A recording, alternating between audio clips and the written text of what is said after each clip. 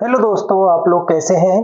स्वागत है हमारे चैनल में ई लर्निंग विद दिनेश में। आशा है आपको जो भी ग्रामर की चीजें पढ़ाई जा रही हैं, हिंदी व्याकरण की चीजें पढ़ाई जा रही हैं, वो आपको समझ में आ रही हैं। हम लोगों ने बहुत पहले से हिंदी के पूरे कोर्स को, हिंदी व्याकरण के पूरे कोर्स को पढ़ने का और नोट्स बनाने का आपको हमने बताया था कि नोट्स भी बनाना है, पढ़ना भी है। हम लोग रस पढ़ लिए, अलंकार पढ़ लिए, छंद पढ़ लिए, वर्णमाला पढ़ लिए, आपका संज्ञा सर्वनाम हो गया।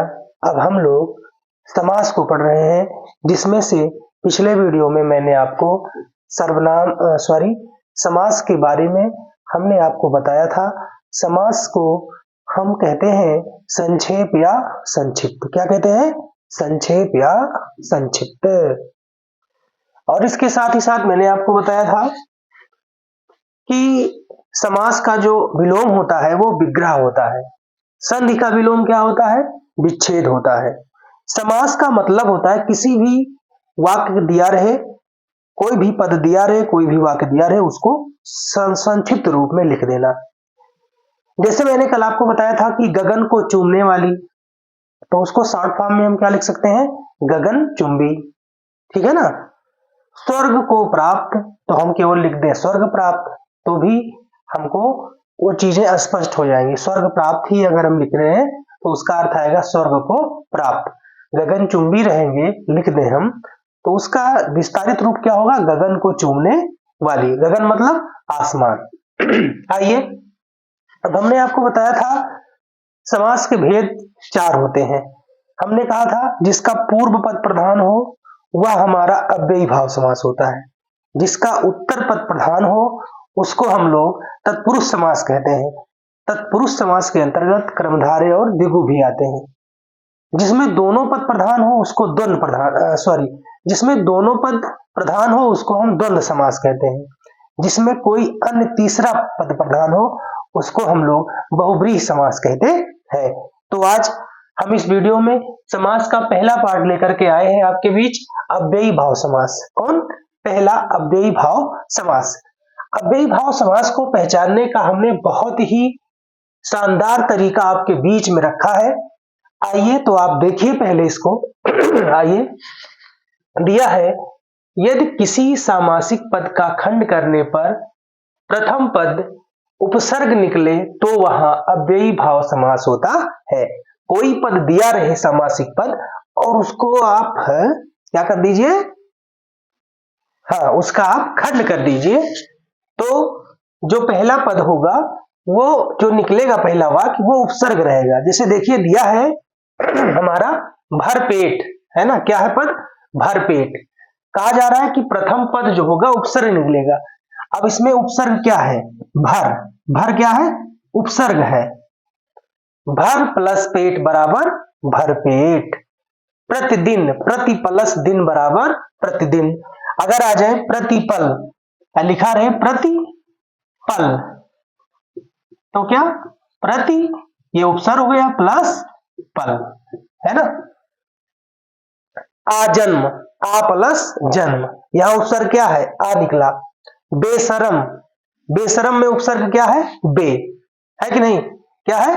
अगर लिखा रहे बदसूरत, बदसूरत, तो इसमें उपसर्ग क्या है? इसमें उपसर्ग है बद, बद प्लस सूरत। ठीक है ना।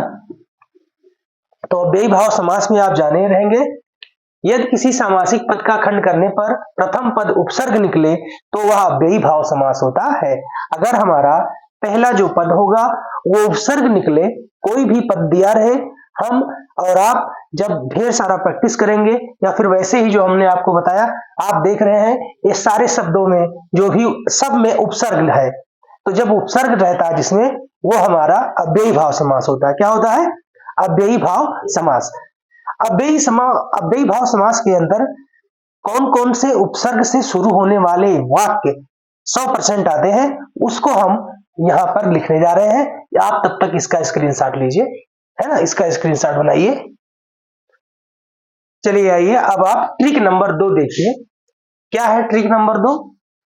यदि किसी सामासिक पद का प्रथम पद क्या हो, यथा से शुरू हो, बड़ा आ से शुरू हो, यावत से शुरू हो, प्रति से शुरू हो, हत से शुरू हो, भर से शुरू हो, बद से शुरू हो, बे से शुरू हो, तो वहां अव्ययी भाव समास होता है। क्या होता है वहां? वहां प्रायः अव्ययी भाव समास होता है। जैसे क्या दिया है? यथा। यथा, तो इसका बताइए पद, यथा शक्ति, मतलब शक्ति के अनुसार। यथा संभव, अगर कोई चीज लिखे रही, यथा संभव, है कि नहीं? तो यथा शक्ति कैसे बना है? यथा प्लस शक्ति बराबर क्या? यथा शक्ति। ये उपसर्ग है यथा इसमें, तो जो उपसर्ग वाला होता है वो अव्ययी भाव समास होता है। और आइए देखिए, जैसे लिखा प्रति, प्रति का मैंने बताया था, प्रति दिन, प्रति पल, प्रति क्षण। अगर कोई पूछे प्रति क्षण में कौन सा समास, तो क्या बताओगे? अव्ययी भाव समास, है ना। प्रतिपल पूछे तो अव्ययी भाव समास, प्रतिदिन पूछे तो अव्ययी भाव समास। क्योंकि जो इसका पहला पद है वो क्या है? उपसर्ग है। क्या है? उपसर्ग है। जैसे ये प्रतिक्षण देखो तो कैसे मिलके बना है? प्रति प्लस क्षण बराबर क्या?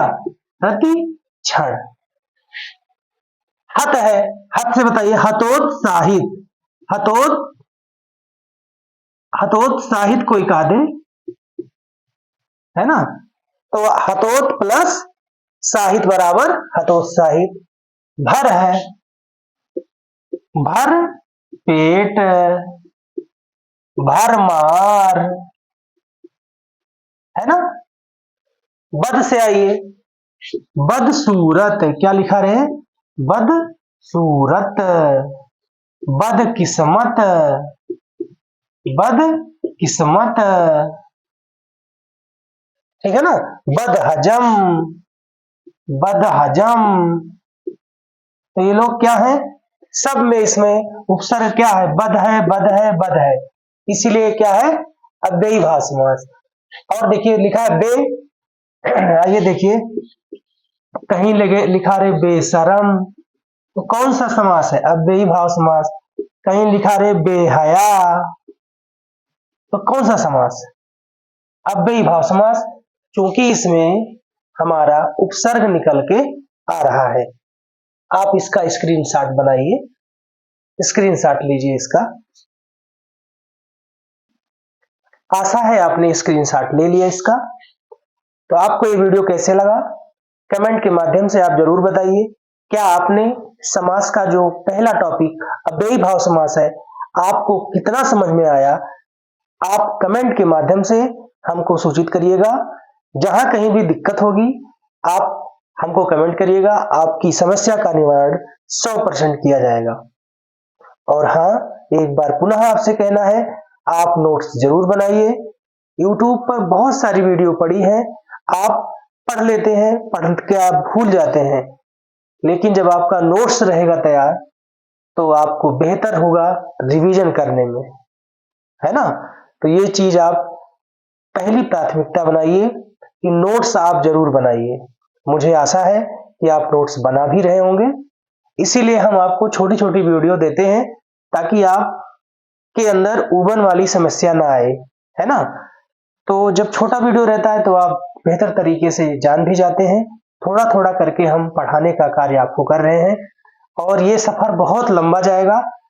आपका हिंदी व्याकरण का पूरा कोर्स ऑल वनडे एग्जाम के लिए खत्म करके ही हम और दूसरा सब्जेक्ट चालू करेंगे। आप अगर चैनल पर पहली बार जुड़े हैं तो चैनल को जरूर सब्सक्राइब करें।